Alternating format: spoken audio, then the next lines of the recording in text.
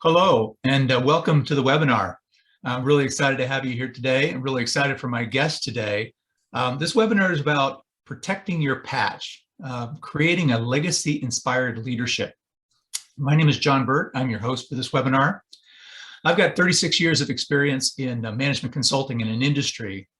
I spent 18 years at IBM as a partner and an executive in our global business services practice, but I was a partner with PricewaterhouseCoopers before I joined IBM, and then I've got some experience with Ernst & Young and some in industry. So I've worked with clients all over the globe. I've worked with over 40 Fortune 100 companies in my career, and maybe that's the benefit of working with such big firms, is you get these great clients. And I've worked with executives at these clients at all levels. I've worked at the C-suite level, but also at the mid-level managers as well as shop floor leaders throughout my career. I worked in a number of different countries, almost all the continents where we have business. So it's really been an amazing career. And so I've had a variety of leadership roles which have given me that perspective on leaders and on how they work and companies in terms of the cultures that are good, the cultures that are high performing, and the cultures that maybe are less well performing. And one of the things I've learned over the course of my career is how to build high performance teams. Typically, we come into a client, we have to land and we have to build those teams. We have to get the culture right on our team so we're high performing and we're interacting with the client extremely effectively. And it's just it's all about creating client value. And that's what we're all about today. So today's webinar is about culture. And the purpose of this webinar is really to help you leaders to improve your leadership skills, but also to recognize when the culture of your companies need to be improved as well. So today's webinar is about culture. And it really seems like everybody is talking about culture these days. At least my clients are. Everyone is asking me, how do I know if my culture needs to be improved? We have something called the Great Resignation, which is upon us. Great Resignation is something that's been in vogue since the beginning of the pandemic. We have a lot of people who are looking. We have over 40% of the workforce out there that is actually out looking for another job. So if you're a leader and you're running a company or you're leading people in your company, you should be worried if you have 40% of your workforce is out looking for something new and something different. And there's a new study that shows that the reason people are leaving, everyone thinks that the reason people are leaving is for better compensation. And that may be one of the factors. But this study shows that a toxic culture is 10 times more likely to have people drive people out of their current companies and into a new job than compensation. So it's really toxic culture. It's how leaders and the individual contributors create that culture that is the primary reason why people will stay or people will leave. So today we're going to dig into culture a little bit, and I've got a great guest with you, but we're going to talk about what is culture. We're going to talk about the components of culture and the 5 C's of culture, 5 cultures of culture. We're going to talk about motivation versus inspiration as a leader and in a cultural setting. And we're also going to talk about the patch concept. And building and reinforcing culture. So I'm super excited today because we have a great guest for you. I have Dr. Mike Smith with me today. And in addition to being a really good friend, Dr. Mike Smith is just a great speaker. He's a great expert on culture. He's spent 26 years in the United States Air Force, and at the height of his career, he was traveling the globe with the U.S. Air Force Air Squadron, the Thunderbirds. I think everybody's heard of the Thunderbirds, at least I have.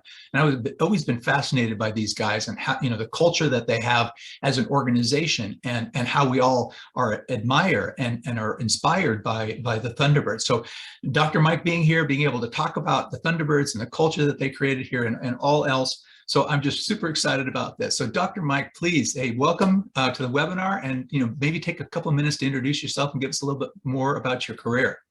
Hey, thank you very much, JB. Good to see you again, as always. And first, I'd just like to say that I really appreciate everything that you're doing out there to help your clients. I know you're making a difference and an impact, and for that, a huge thank you.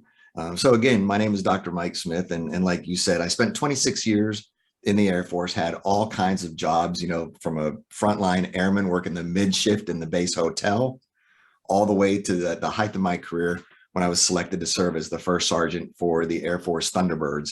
And that's really the premise for this whole patch concept that we'll get into later that you mentioned. Once I retired, I transitioned and became a senior corporate leader for a Berkshire Hathaway energy company, where I had the honor and privilege of working for Warren Buffett and Greg Abel for about 10 years. Along the way, I got my PhD in industrial organizational psychology, which is a specialization in leadership development and coaching. And about almost 5 years ago now, I guess 4 or 5 years ago, I decided to walk away from that nice, cushy corporate job and start my own thing, speaking, coaching, and training. And that's what brought us together today here. So thank you very much. Oh, awesome. And we're really glad to have you. I think this is going to be an exciting discussion. And I'm really hoping to dig into this patch concept, because I just think it's really fascinating. I think our leader listeners are going to enjoy that as well. So you and I have talked a lot about culture, what it is, why is it important, and really what is a leader's role in creating that healthy and vibrant culture. So let's go ahead and dig in, right? So, I have a definition that I work with regard to culture, and just like to get your thoughts on it. It's really, culture is your organization's collective character, values, thoughts, emotions, beliefs, and behaviors of the leaders, but also the individual contributors. So how does that resonate with you, Dr. Mike? And do you have anything you'd like to add with regard to what is culture?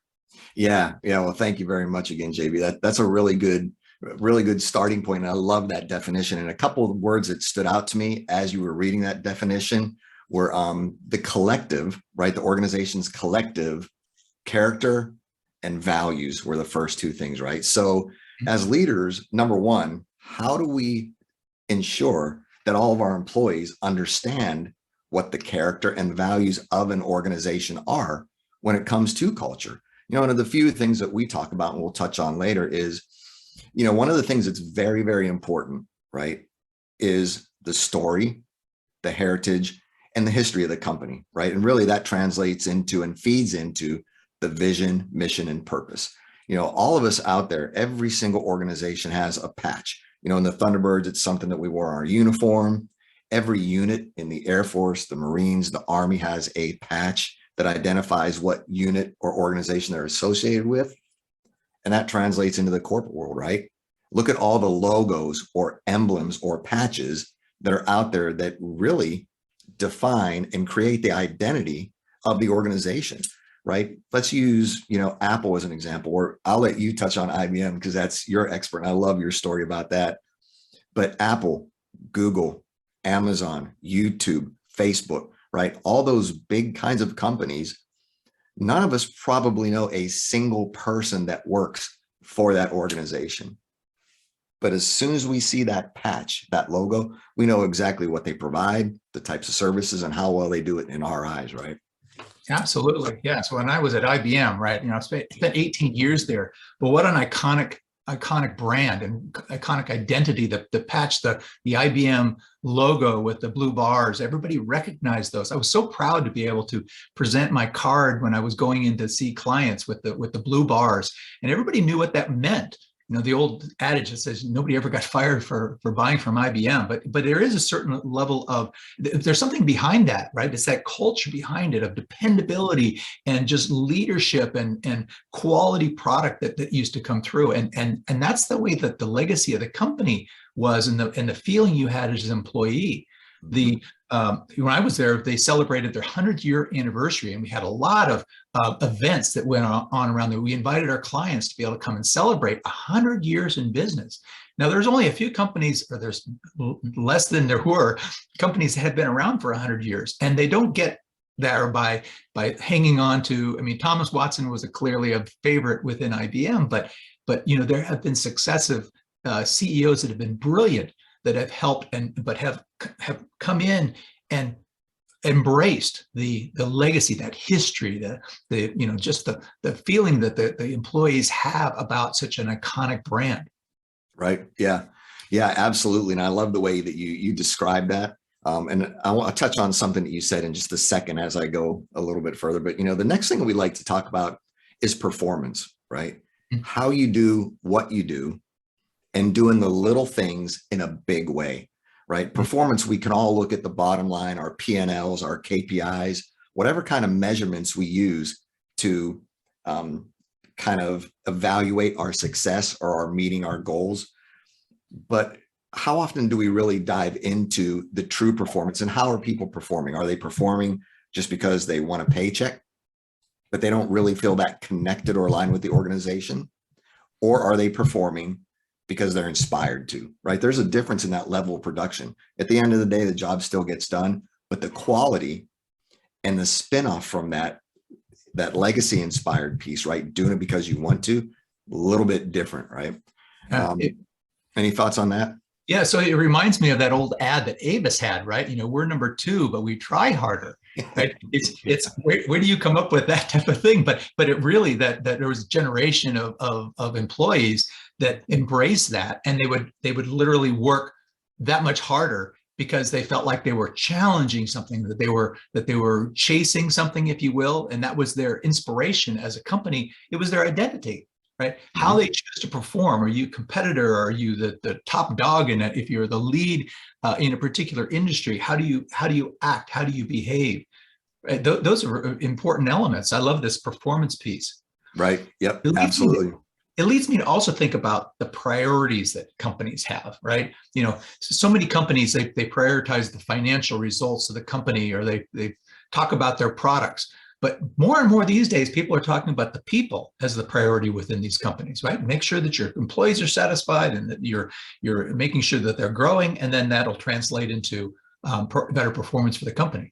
Mm-hmm. Yeah, absolutely. One of the cliche sayings that's out there, and it's been around, and I'm sure you've heard it, is, people are our most valuable asset and resource, right? But how many of us as leaders can say that and truly mean it? And what I mean by saying truly mean it is, if we were to go to our employees, right, just pick a random 10 or 20 on the floor, just walk in the building, say, hey, just tell me, right, how valued do you feel as an employee? Like, what kind of response would we get? Would we get a response that we could be proud of and high five them? Or would we get a response that kind of shocked us and stopped us in our tracks and really made us think? Mm-hmm. Oh, and today, that's one of the things that studies are showing, is that young talent, or even mid-level leaders, they're all looking for this authentic leadership or authentic culture. They want a brand that stands for or really means, has energy and force behind whatever their logo or their motto is. And companies are I think as we've gone through the pandemic, you've seen employees who are questioning whether or not their company's mission is authentic, whether or not their leadership is authentic. So that's one of those factors that went into this toxic leadership. And what's driving people out is they're saying, that's not me. I can no longer relate to that company because it's not being authentic. So it's just, I love that piece about making sure that the priorities are there and you walk the talk as the leader. Mm-hmm. You and I have also talked about the importance of communication within a company. How the leaders communicate. You want to talk a little bit about the story you told me the other day about the leader that walks around and talks to the employees. Right. Yeah. So that's one of the things that has been always very near and dear to my heart when it comes to communication. First of all, how often, where, and why do we communicate to our employees, right? Because there's a big difference, between holding monthly staff meetings, as an example, because it's expected, or it's just part of what we've always done, right? Where do we find the true value in communication and articulate what we're communicating in a way that you said, right, emotionally connects with the employers at a deeper level that relates back to the organization's vision, mission, purpose, and values, right? As leaders, we talked about this too, I think, before. You can go out there and do a lot of research. My favorite research tool, and the way I do it is Google, right? As we all do. So I understanding that we have to be careful in the types of information we search and then rely on or quote as being valid, right? Mm-hmm. But one of the things that's very clear, if you type in, the phrase, do leaders own culture, right? Mm-hmm. It'll pop up from things like Harvard Business Review, SHRM, OC Tanner, Forbes, Deloitte, and the list goes on and on, that basically summarizes and says, as senior leaders and leaders in an organization, you have a responsibility to not only create and then communicate the culture, but then also to live it out through your actions, your words, and your behaviors, right? Mhm. So the communication piece is really, and we could spend a whole nother webinar on this, but communication, right, is not only the verbal piece that you say in front of people, but what comes out in your written communication, your nonverbals, the way you address your teams, your peers, right? The community, PR events, like what does all that look like? And that also then feeds back into something that we talked about is the internal policies, processes, and programs that really drive operations. So I know you have some experience in that. So I'd like to hear you touch on that piece of it a little bit and how that all folds into the mix. Yeah, we talked a lot about what the leader's role is, and one of the things that I talk to my clients about is how important it is for those leaders to be authentic and be consistent in their messaging, because you can have a leader saying one thing publicly, and then there's a program or a policy or something that happens that immediately has people call into question whether or not that's truly being authentic, or maybe the other way around. The glossy brochure or what's on the website sounds really good, but if the leaders are short, or they're more critical of their employees in public and maybe not available or not visible to them, it erodes that message. So in my practice, one of the key tenets, one of the 6 steps to cultural transformation is about helping leaders with their communications and making sure that those communications from top to bottom throughout the company are consistent, and that everybody is adopting that same approach with regard to the communications, the written, the verbal, the nonverbal, making sure that the companies are being consistent, which can sometimes just erode your trust with your employees in a heartbeat if you aren't. So, great definition around culture, and we talked a little bit about the components of culture. But one of the things I wanted to get to the heart of this, Dr. Mike, is that when your time at the Thunderbirds, you created something called Patch. And it really kind of helps to define the culture of a group, helps to create the culture. We call it defining it by a legacy, defined culture versus the personality driven one. And so I love these concepts. So please tell us a little bit about Patch. Yeah. Thank you very much. So again, this whole concept, it really struck me, after I left the team and retired and started my corporate job, it was a transition, going from that environment of 26 years in the military, right, where everything is, organized and on point and consistent training and all of that stuff, to the corporate environment where it still was, but not as much, right? A lot more leeway. Things weren't always as clear as they were in the military. So that's what really got me thinking about, when I think about the epitome of culture, right, it truly is the Thunderbirds. As a member on the Thunderbirds, we traveled 8 months out of the year, right? So training season was 4 months, mid-November through mid-March. And then from mid-March through mid-November, for that 8 months, we spent more time with the team, with each other on the road than we did with our families. Mm-hmm. Right? A regular schedule was we would leave Thursday, practice Friday, show Saturday, show Sunday, fly home Monday, work Tuesday, off Wednesday. Mm-hmm.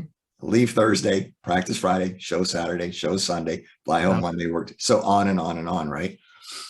But the thing about this legacy inspired culture is, every 2 years, the #1 pilot, who was the lead pilot of the demonstration and also the commander of all the personnel on the team, they changed and rotated out every 2 years.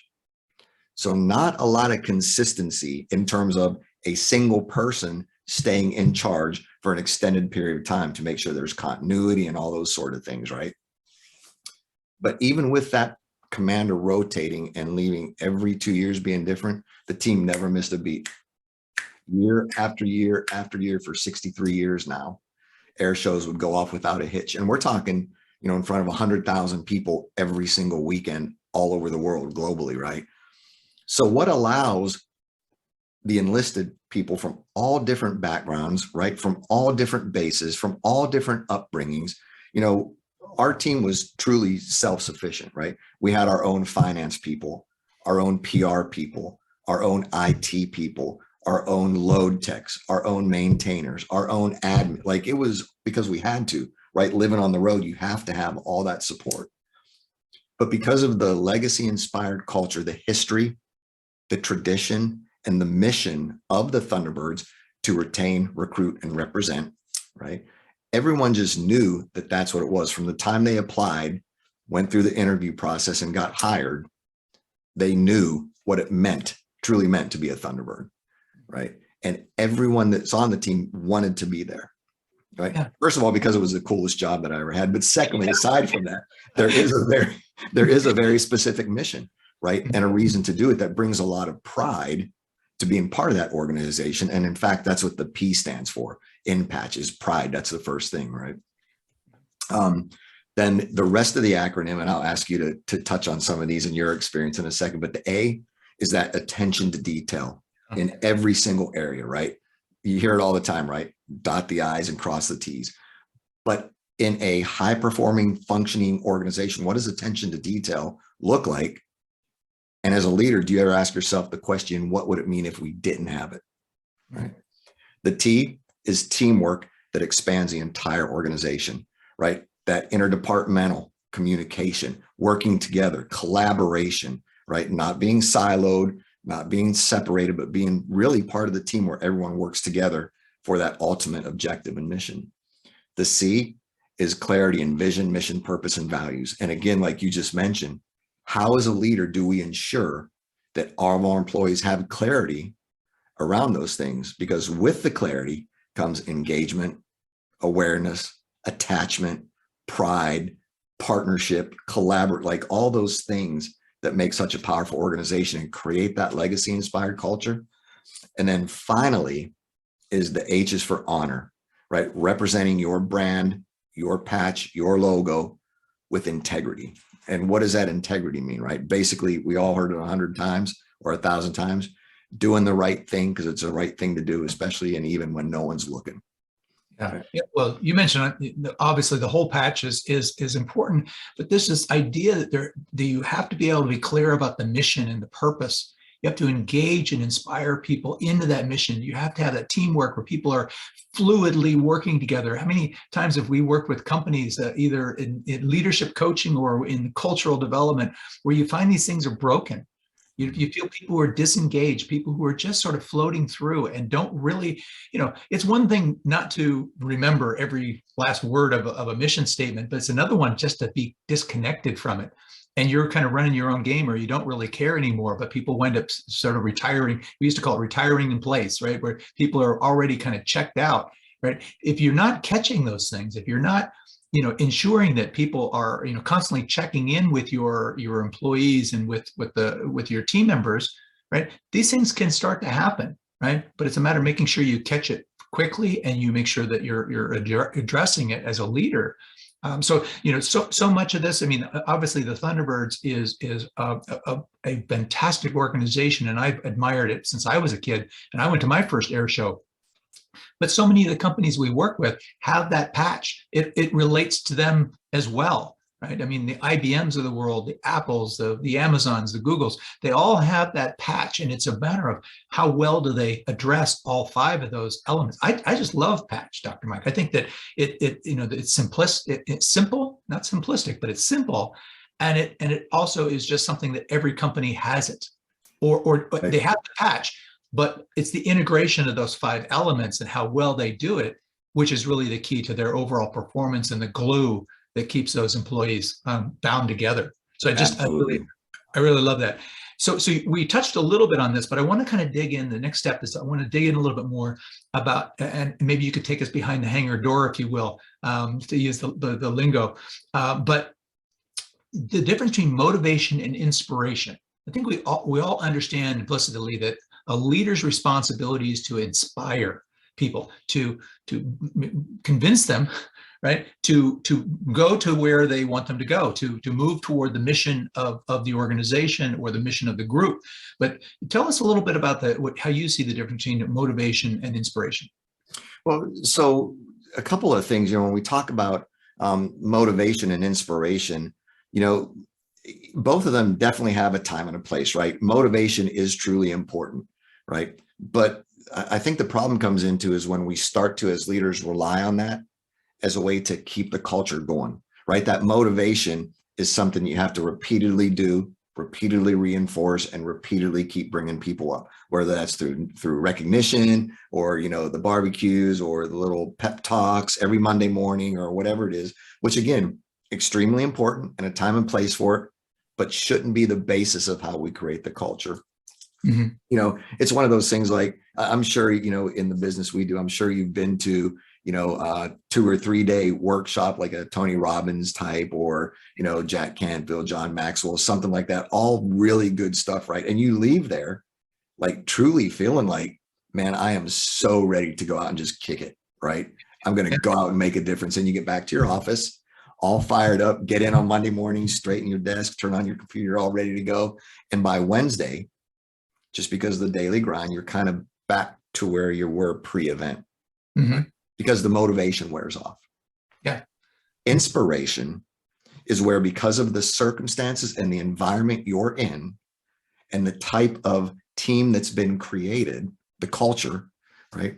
You want to show up every single day, whether there's motivation or not, as a piece of it.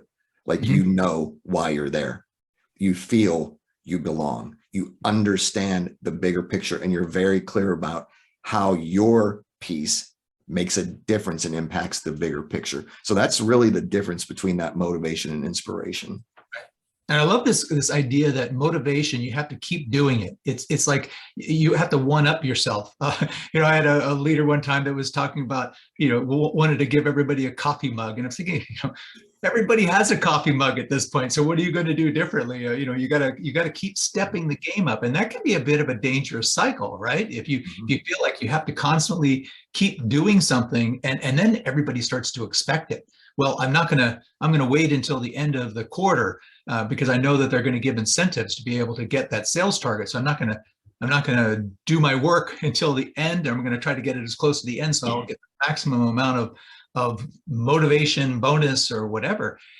And that can be really dangerous in terms of the psyche of the individual contributors, if they think that they have to wait to do what they should be doing until they get some sort of a perk related to it. So this idea of inspiring people so that every single moment of every single day, they're on the clock. They're constantly thinking about that mission and what their specific you know, part and contribution is going to be. And that's what, you know, they talk about this idea that how do you know that somebody is truly inspired? And that is that, you know, they're those types of things that they'll be doing when nobody else is looking. That inspiration is the motivation. People, you'll do what you need to do when people are looking and rewarding you. But the inspiration comes when you do and you start to do those things that you need to get done, but you don't have to have anybody looking over your shoulder. It's you internally that's driving your own performance. Yeah. And if I could, I love that real quick. You know, again, I just want to reiterate that the motivation piece, like those seminars, workshops, retreats, extremely valuable and extremely important. Again, so I'm not minimizing those by any way, because they are definitely important and a key part of growth and development. We all learn so much when we go to there. But again, to make that concept, right, the foundation and the base of the culture, like you said, it could be pretty dangerous. And, you know, we talk about, you know, inspiration, right? This thing we call behind the hangar doors, right? So that's even same thing within an organization, right? Inside the walls of the organization, behind the hangar doors at the Thunderbird hangar, whatever we want to call it. You know, just to give you a little story, our maintainers on the team, when they would take the panels off of the jet to work on the engine, to work on the smoke oil tubes, whatever they were doing, hydraulics, when you put the panels back on and screw in all the bolts again that hold it on, then they would have to go by hand with a little paintbrush and put white paint on every single bolt that they took out, right? To make sure it was all covered and painted. We never had to ask them to do that. They just knew that come show day, that Saturday morning, when the crowds show up and those red, white, and blue jets are parked in a line across there, they've they must look the part and be ready to impress and represent the hardworking men and women of the military that every day do that. Attention to detail, deploy, support, right? All those kinds of things. So even just something as simple as that, you never had to ask. Very tedious work. Took a lot of time, but They didn't care. Just be as happy as they could be, just because they knew what the end result of touching up every single one of those would provide. Wow. I mean, that's a fascinating story, Dr. Mike. Thank you. The As we dig a little bit deeper into this legacy inspired versus personality driven cultures, I think back about the Apple story. Remember, Steve Jobs was a bit of an icon, right? Apple was Steve Jobs when he first started the company, and it was a very personality, almost cult driven type of company. And when Steve Jobs left and then he came back, he was really focused on his legacy, the legacy of the company. And I just think that's a great, within one company, within a couple of cycles, you see something that was driven and growth was built upon the personality of the man, or the leader. And then he basically came to this understanding that Apple's legacy was much more important than maybe his own contribution. And how do you make sure that you leave that lasting legacy? And Apple is today. Tim Cook is the CEO and is a fantastic CEO, but he's not nearly that cult-like figure that Steve Jobs was. And even my time with IBM, right? All the CEOs, I worked under 3 different CEOs while I was there, and all of them had that same. They all had egos. They were all, brilliant leaders in their own right. All had different strategies that they were trying to deploy, but they all understood their responsibility, the weight of the responsibility of being a CEO of IBM, and you were only the 6th or the 7th CEO of that company ever. And you're leading this iconic brand, and you really felt it in the way that they spoke about it, that they felt that obligation, that weight of their shoulders, while they were trying to differentiate us and make sure that we were still competitive in the market. It was a different feeling, but so I like this legacy inspired. It also connects with one of the values of having that mindset of duty, right, versus entitlement. As a leader, you get promoted and you finally get the CEO chair, just to find out that you have this responsibility that may have been pretty heavy for you, to just make sure that you're maintaining that great legacy of the company while you're trying to make it be competitive in the marketplace. I wanted to shift a little bit, Dr. Mike, and talk about the microcultures of culture. We've talked about kind of the components of culture, but one of the things I work with clients a lot on is what we call the 5 cultures of culture. Right. And so if you think about it as a triangle, the bottom 3 segments is a can-do culture, meaning do you have the skills and the capabilities and do you have the right education, the right experience to be able to do the job? But it's very much that individual person, and it's only about capability. It's not actually going out and doing it, but you have to have that. You have to be thinking about it as a leader, about the can-do. Have you adequately hired and trained your people so that they have the skills to be able to do the job that you need them to do?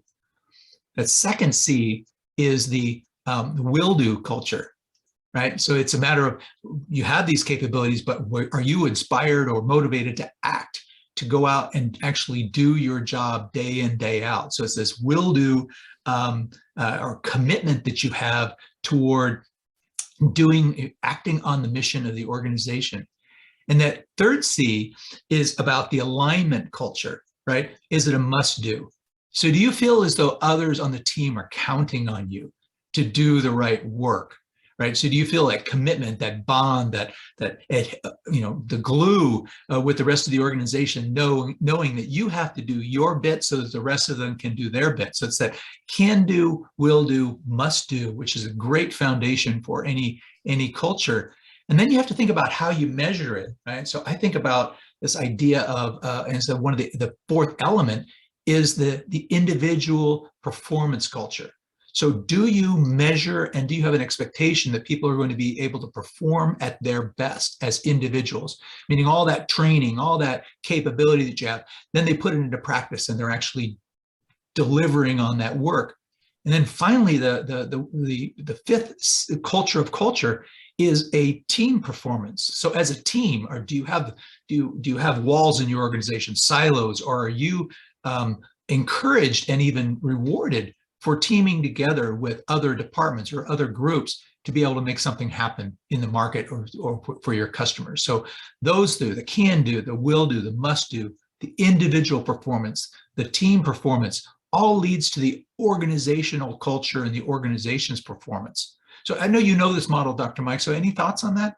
So yeah, the one thing that I love about that is, is the way that you set that up. And I know you work with clients on this, right? This 5 cultures of culture. And I believe that you have some proprietary assessments and even a 6-step process that I would love for you to talk about in a second. But those 5 cultures, it's really important because when they're all firing healthy and vibrant at the same time, that's, like you said, what really leads to that organizational success and allows organizations to maintain, sustain, and evolve their operating imperatives and the business tenets, right?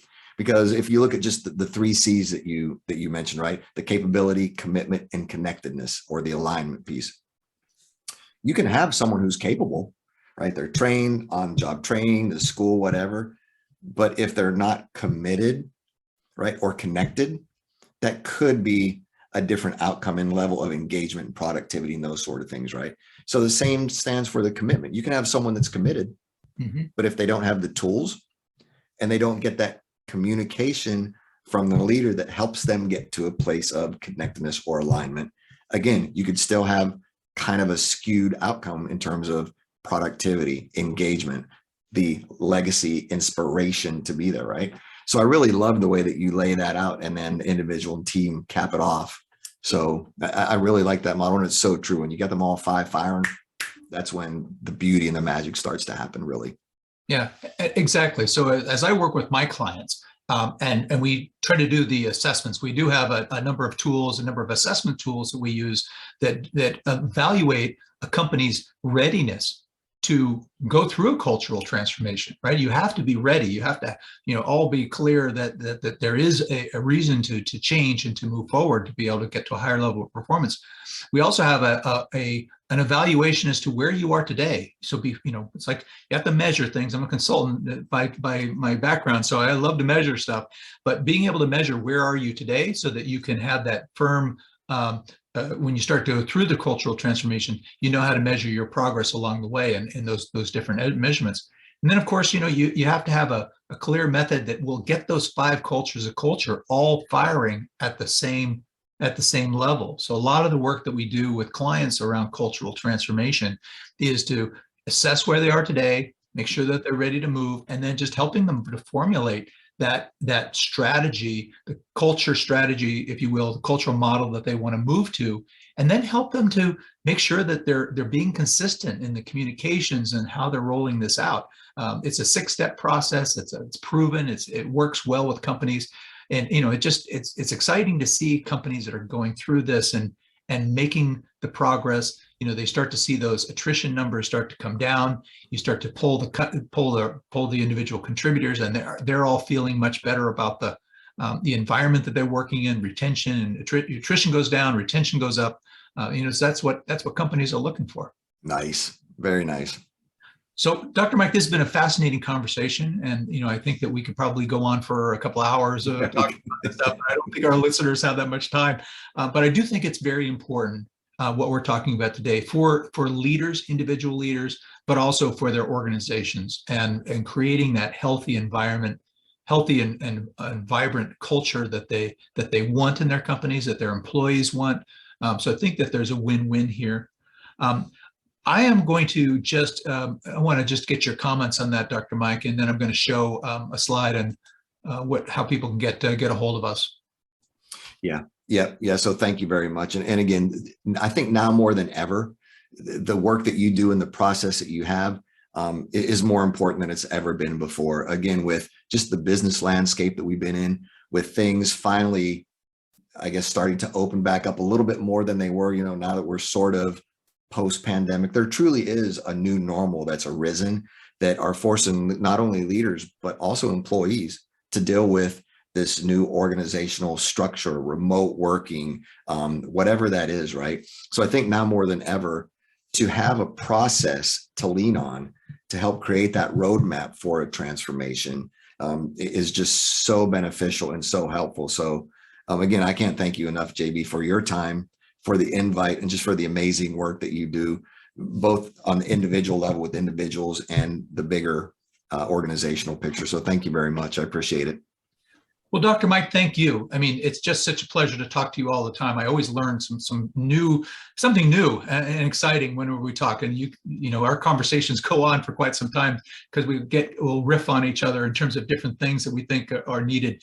But for you leaders out there, I think it's important for you to recognize that you know, there is a significant upheaval and some anxiety within your employee base. They all you know, everybody wants to find a culture that they feel recognized, that they feel inspires them to get up and go to work every single day. So this is the work that we do at Intelligent Leadership Executive Coaching, the cultural transformation work that we do. You have my contact information here, phone number and email, and you can go to the web and learn a little bit more about the work that we're doing. You can always give me a call. I'd be more than happy to chat with you. Again, we have a number of assessment tools that will help you around cultural transformation. So Dr. Mike, I want to thank you again for being with me today. Always fascinating, valuable conversation, hopefully for our listeners who have taken the time to listen to this webinar. I hope we can do it again sometime soon. Sounds like we have you know, maybe a webinar around that, so 6 steps or another topic soon. But in the meantime, I want to just, you know, if you have any closing remarks, Dr. Mike. Well, just again, thank you very much. And the one thing I would like to close with, you know, as you started talking about, you know, the assessments and the tools and the process that you have to follow. The last thing I think I would like to say, and I know you speak so much about this, and that's kind of what triggered me, is this whole this whole thought around vulnerability, right? And being vulnerable as a leader, right? So the vulnerability, as we know, it's actually a courageous decision to make and shows wisdom and maturity. So as leaders, that's, I think, one of the first things that we have to do, right, is be okay with and know that sometimes it's necessary to ask for help, right? That's a good thing, right? When you call in the troops, the reinforcements to kind of help you, and just know that you're not alone. So that's the only thing I would add in closing. No, it's a really good point, because I think there are a lot of, as I talk to my clients and I ask them, well, what's happening within your company and why aren't you moving? And I think there is sort of a malaise. There's a certain level of maybe it's comfort that things aren't so bad. We're sort of doing okay. And then the attrition numbers start to go up, and you're starting to lose good people, and people don't understand quite, you know, that by then the horses may be out of the barn, so to speak. So it's been really fascinating today, Dr. Mike. I really appreciate your time. And then, you know, for you listeners who have decided to take the time to listen to this, I hope this was valuable for you as well. So until next time, talk to you soon. Thank you so much.